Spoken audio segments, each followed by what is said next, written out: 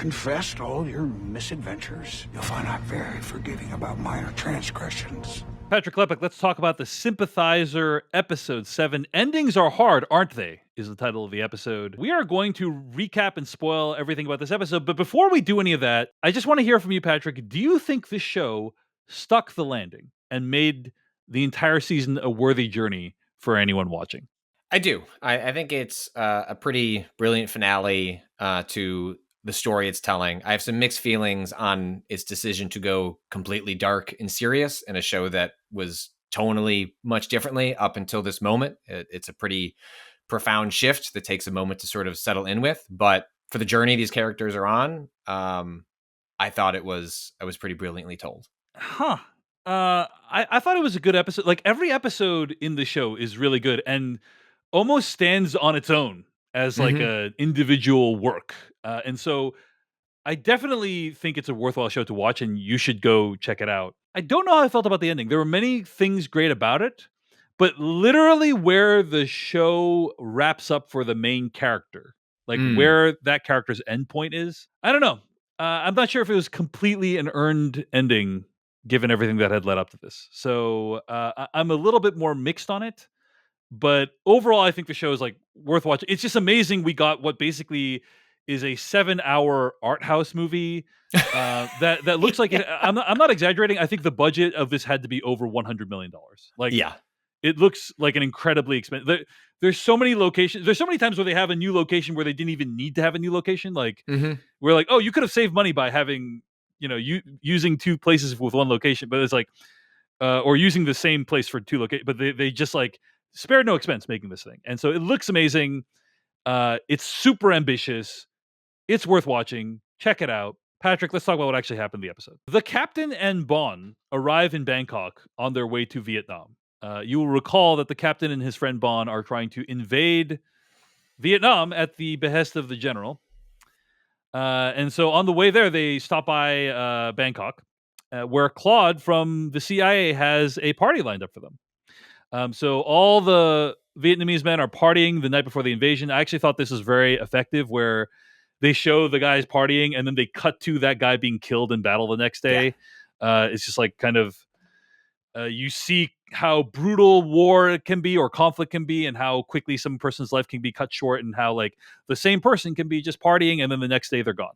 And really effective editing there. Anyway, Claude reveals he has a tape of the captain confessing his sympathies and offers him a way out of participating in the general's invasion, but the captain declines.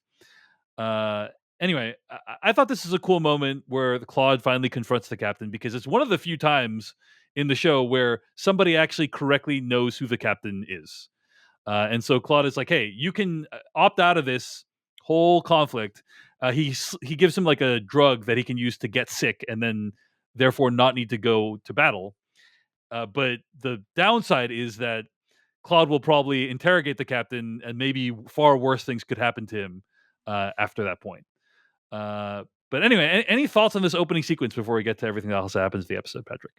Well, part of what's also sort of like deeply deliciously ironic about the way that this recording happens is it's the one moment over the course of this whole show where the captain is honest with somebody else about who they are. Like, this is a show about identity and journey, and the journey of the captain's understanding of their multiple identities and allegiances, and how that all fits within what makes the captain the captain. And the one time, yes, it happened in the context of him like murdering somebody, but he finally tries to talk about who he is and why he is the way he is, and that gets caught on tape and thrown back at him. And so for that to be that moment where he finally chooses to reveal something fundamentally true about himself, ends up being kind of tossed back in his face, I thought was a pretty powerful moment.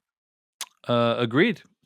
Of course, Claude reveals that Sonny was the target, not the captain, right? Yeah. Which is also kind of an indictment of what the CIA was doing at this time. Like, because Sonny didn't, Sonny was just a journalist. He wasn't, he's just talking. He wasn't doing anything.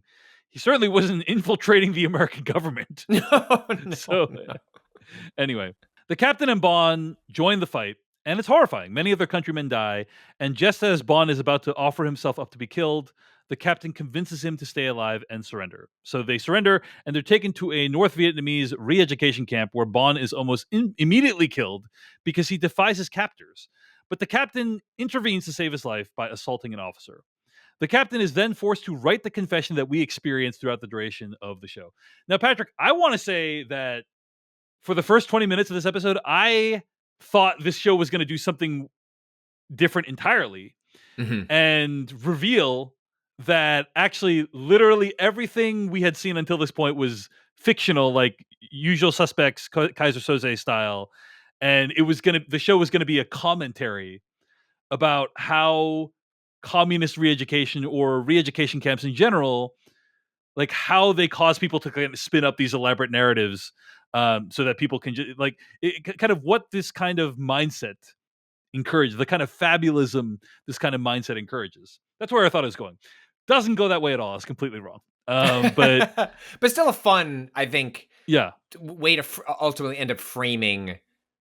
Like, I think you get a greater appreciation for a lot of the narrative framing that came before, even as we were kind of confused about like where it fit in the timeline, like whether that was creating, like it both was and wasn't creating unreliable narrators in the story. But I found it to be a really interesting way to think about the broader story of the captain, why the story was told the way that it was, like why there was so much narration in the show. It's like, oh, like when you realize it was all attempting to tell a story in the form of this confession, it makes the kind of diary nature of the storytelling in the Sympathizer much more interesting in retrospect. Yeah. It turns out the commissar of the camp, the ostensible leader for whom the captain is writing this confession, is a communist who is there at the fall of Saigon, but he got napalmed and thus wears a sack over his head to hide his disfigurement. I just want to say, Patrick, that the design of the sack was really cool. Like, really creepy, because basically it's the sack, but there's one eye hole. And it's just very troubling image of this guy, you know? Have you played Resident Evil 4?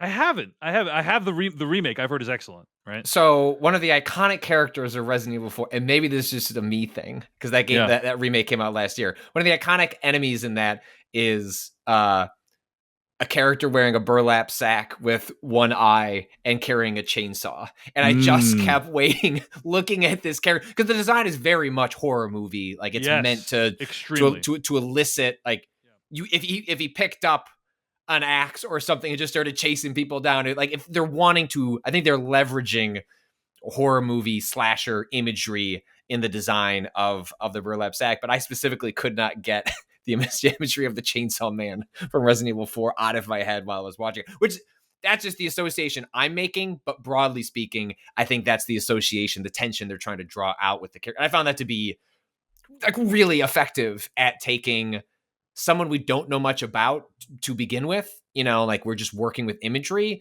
Like, how do you make this sort of anonymized villain have some heft to it? And that, like, that imagery alone went a long way to just making it, every time they were on screen and speaking, it was unsettling. Yeah, I thought you would like this episode because as I was watching it, I was thinking to myself, this is really a horror movie. You know, this whole episode is really structured like a horror movie. The guy with the sack on his head, taking him down to be tortured repeatedly, like the lighting, the extreme wide angles. It's all very much shot like a horror film and pretty effectively done, I would say. But anyway, the commissar subjects the captain to days of torture, asking him to dig deeper about his memories that he didn't write down in his confession. One memory that's unearthed is the ending of the scene in the first episode, where we learn, and you know, content warning here, but the female communist spy in the very first scene of the show was gang raped, and she actually, you know, it was gang raped because she did not disclose the captain's real identity. And we later learned that in a big twist that the same spy is still alive and in the camp herself. So many thoughts about this. This is really complicated. There's like so many different layers to this, but one layer is just on a narrative storytelling perspective. It is a cool decision to have the captain, like, we're watching this extremely troubling scene in the first episode, and then it cuts away. We never see what happens at the end. We're kind of hearing the whole story as though it's the captain's confession.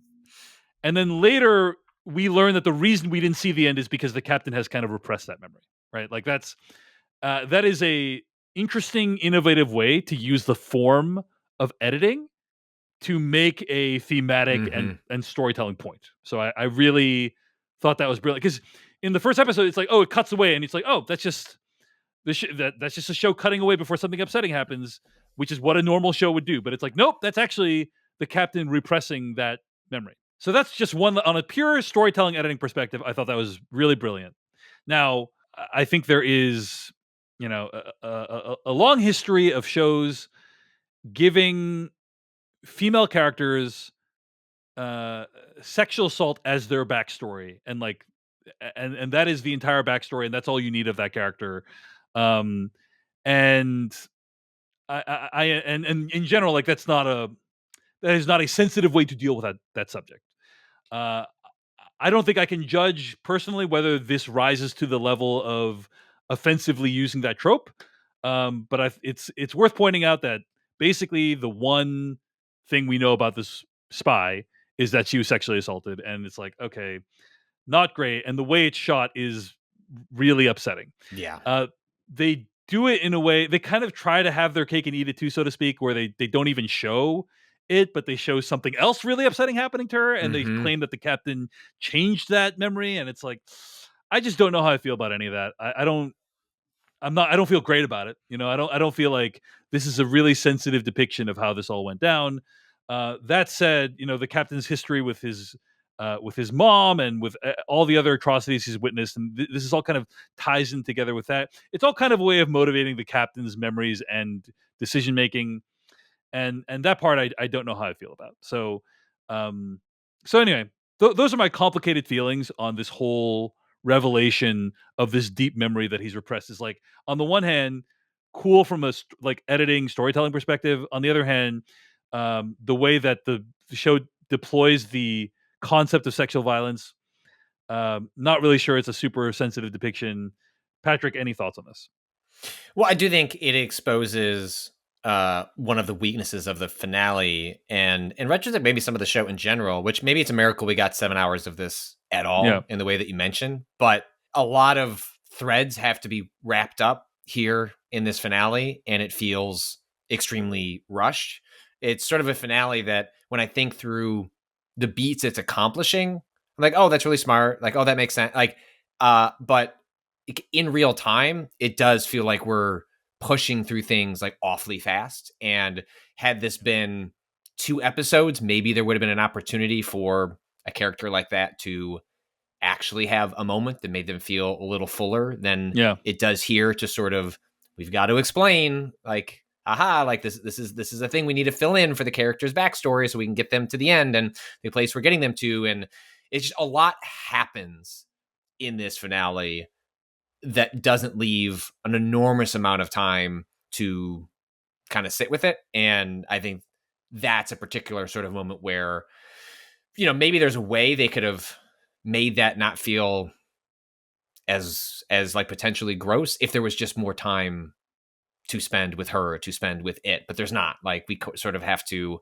explore it and then move on to the next thing so we can keep going forward. And I think that is, I'd be fascinated if people could weigh in, if they've read the book that this is adapted from, how a moment like that lands, and if part of how it landed for us here is explained by just like a lack of screen time to be able to give a moment of like that more justice. Yeah, I will try to read the book. Maybe we can talk about it in a bonus episode. But yeah, if you've read the book, would love to hear what you think. decodingtv@gmail.com. Yeah, I agree with everything you said, Patrick. There's so much that this show did not wrap up. What's going on with Miss Mori? What's going on with the general? That's what what happened with the general? Like, we never find out. What happened with the general's daughter, Lana? Like, we don't. There's so many storylines that it just doesn't even address, and so it really chooses to focus on the captain, for better or worse, in the finale. In another twist, we learned that the captain's friend Mon is the commissar. He's been torturing the captain all along in order to protect them both and to teach him a lesson. And there is this scene where he says, "Hey, there's a lesson I want you to learn. What is more important than independence and freedom?" And he points to a sign that is translated, "Nothing is more important than independence and freedom." And he's like, the captain is trying to guess, like, "Oh, I don't know, family, love," like he's trying to guess, like, what is actually more important. And he's like, and Mon says, the answer is within the sentence itself. Nothing is more important than independence and freedom. I want to read from this interview with the actors in the Sympathizer about what their interpretation is, but I'm curious if you had any interpretation of this when you first watched it, Patrick, because I thought it was pretty confusing at first. I have to be honest. I feel like no, I was on the same page.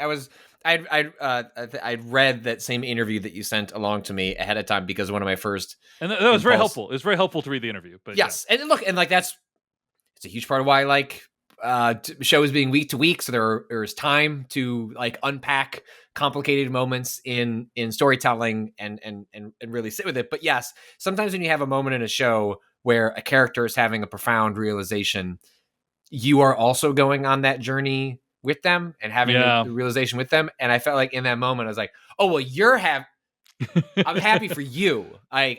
You seem like you're having a moment. I'm going to Google what people say this scene means. So which is fine. I felt a little, on the outside with the character in that moment. I had the exact same experience, and this is from a piece in Variety called "The Sympathizer Cast Breaks Down the Mysterious Meaning of Nothing" in the finale. So again, the quote is, "Nothing is more precious than freedom and independence."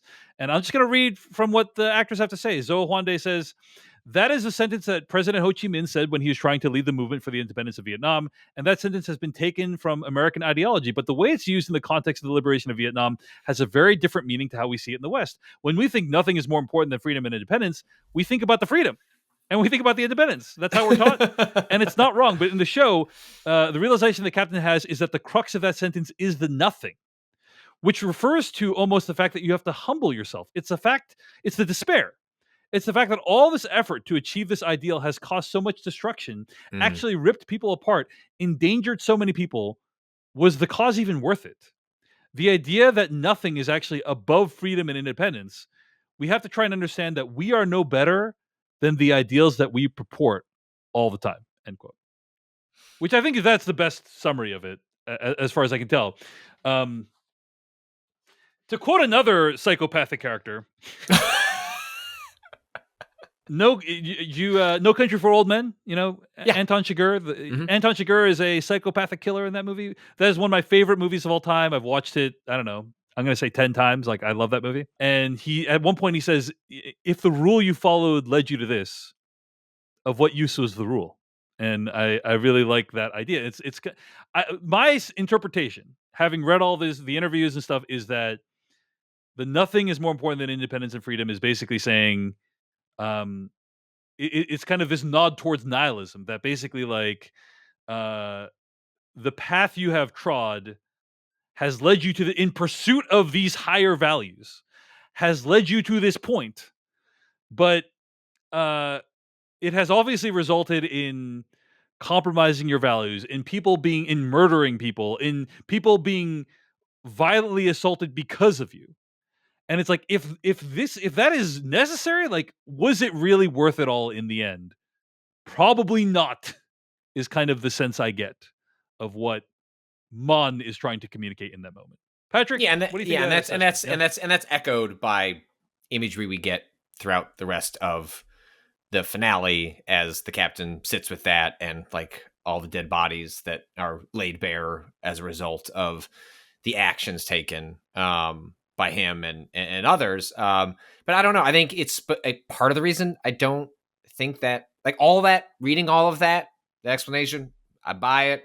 I got you. That makes sense. But I do think there's a disconnect between that landing emotionally in the show and, like, why wasn't I there with the character? Like, why does that feel cryptic to me? And I'm not someone that I need you to spell out every beat that's happening thematically in your show.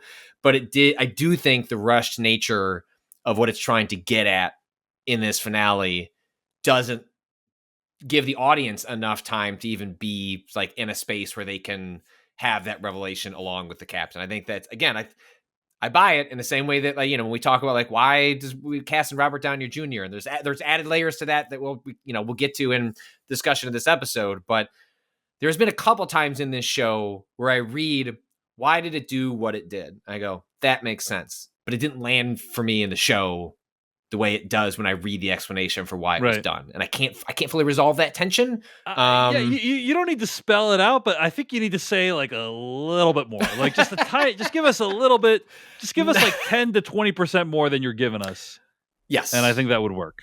That's so. that's my assessment. But anyway, so what ends up happening is the captain is eventually able to escape the prison camp, presumably with Mon's cooperation. That was my interpretation of what happened there. Yeah.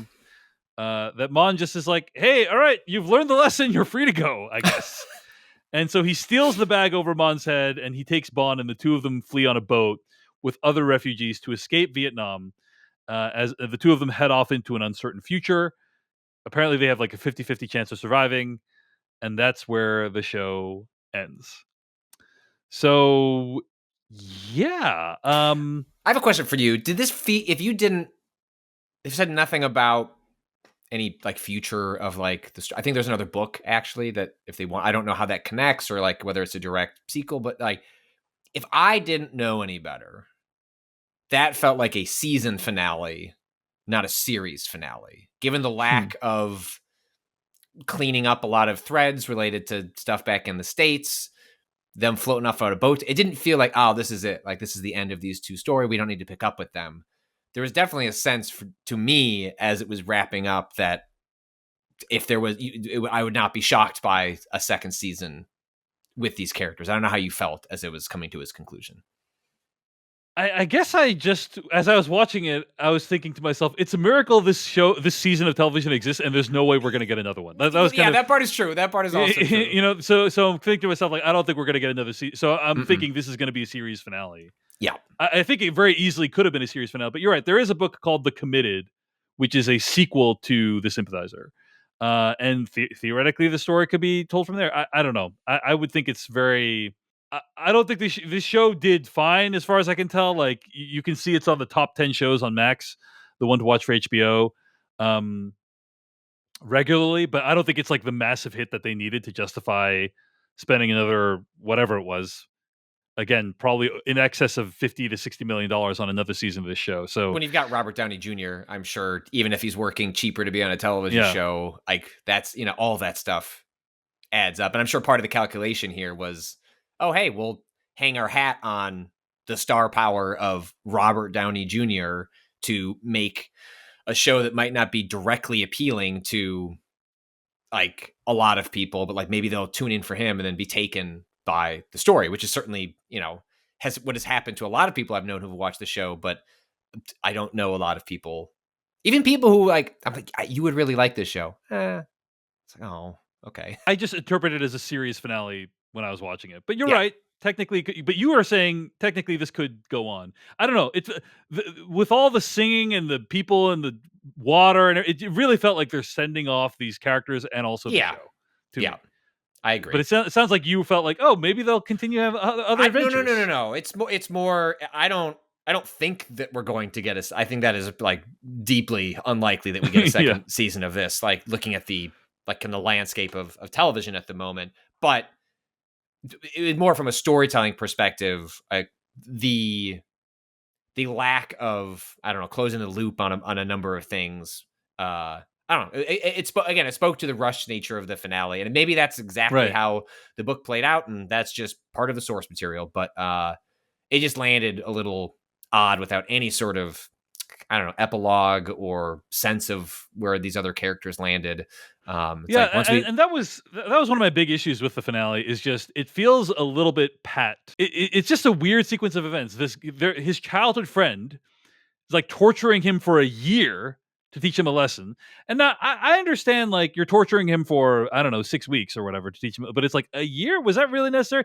Part of it is because he's maintaining his credibility as the commissar of the camp. And it's like, okay, if you only tortured him for 9 months and 3 weeks, it would be fishy. But it's like, really? So you torture him for a year, and then it's like, okay, your lesson is learned. Now you may go.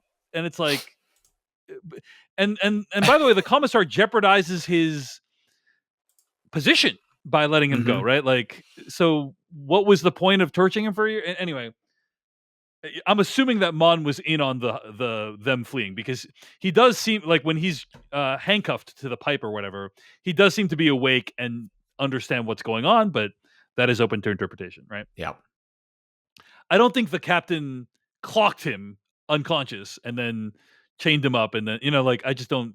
That doesn't seem like what happened. We certainly don't see that. If that happened, I think we would have seen it. You know what I mean? Like, that would be a meaningful moment between the two of them for it to result in violence. I think the way that, he's on the floor kind of just gazing at these two people as they escape, that gave me a sense of even that character find some version of peace with the reality, by letting go of the friends he's been torturing for a year.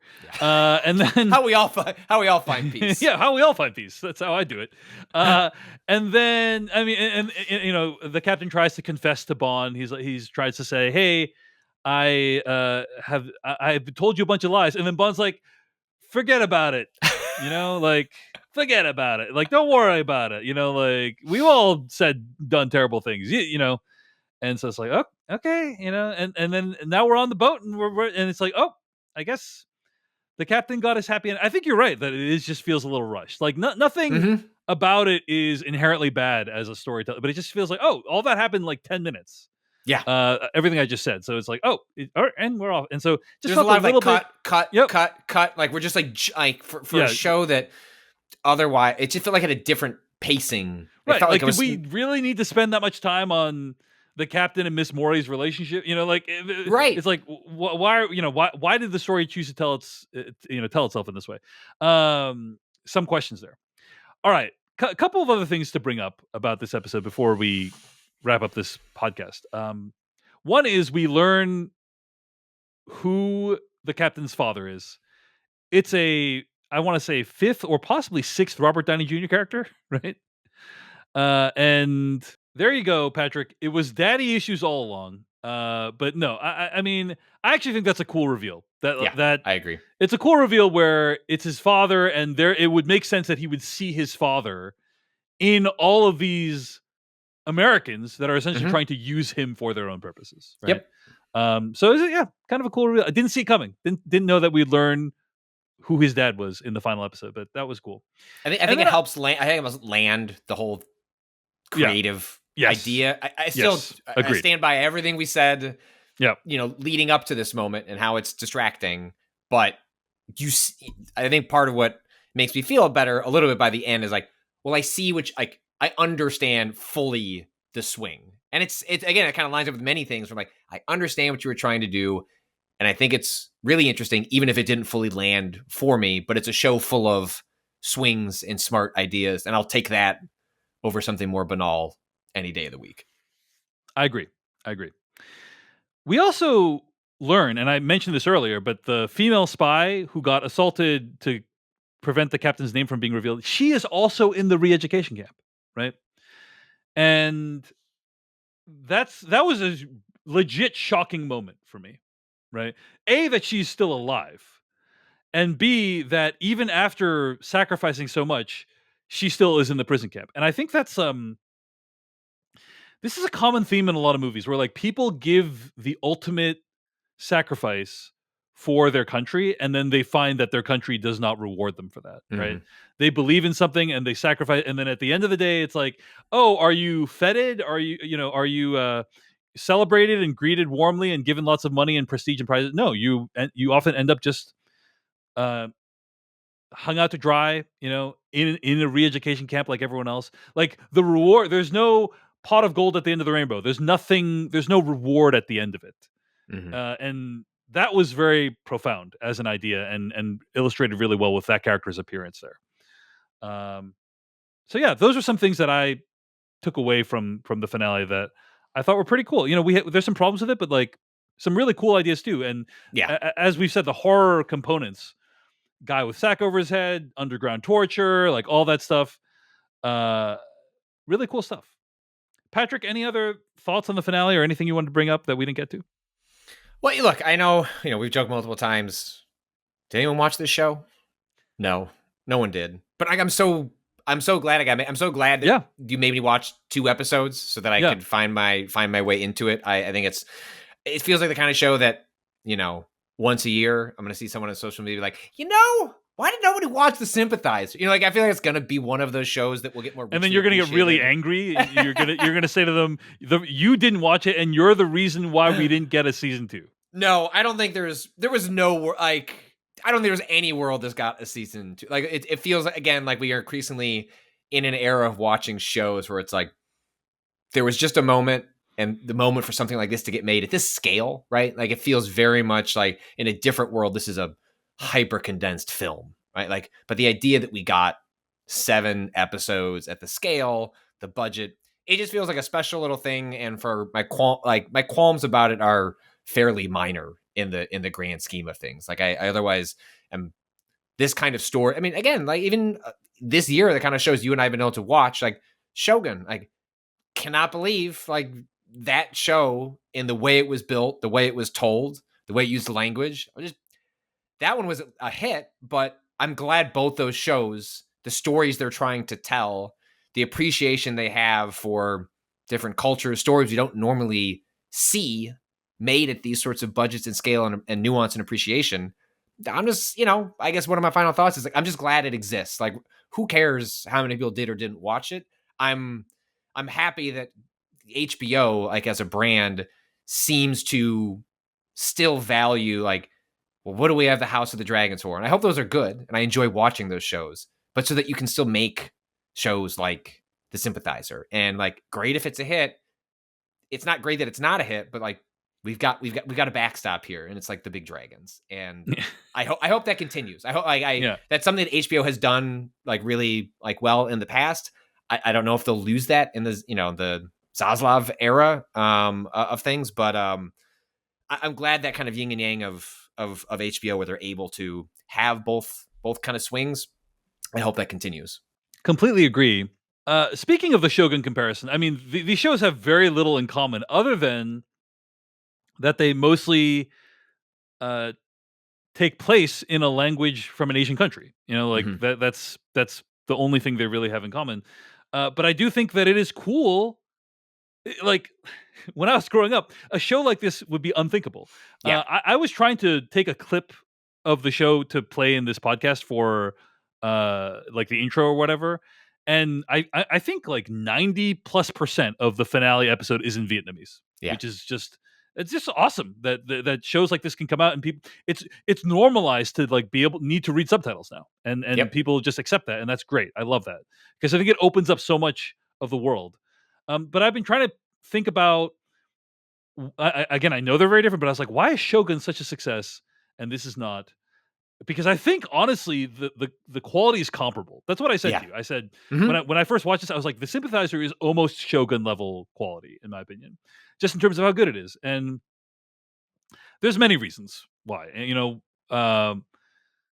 one of the big ones I would say is I think in American culture, the idea of samurai and ninjas is like super cool, badass figures, and Vietnamese spies less so. It's less of a hook for people. Little 7-year-olds with action figures, I played with my Vietnamese spy action figures all the time, Patrick. I don't know what you're talking about. Here's the CIA guy.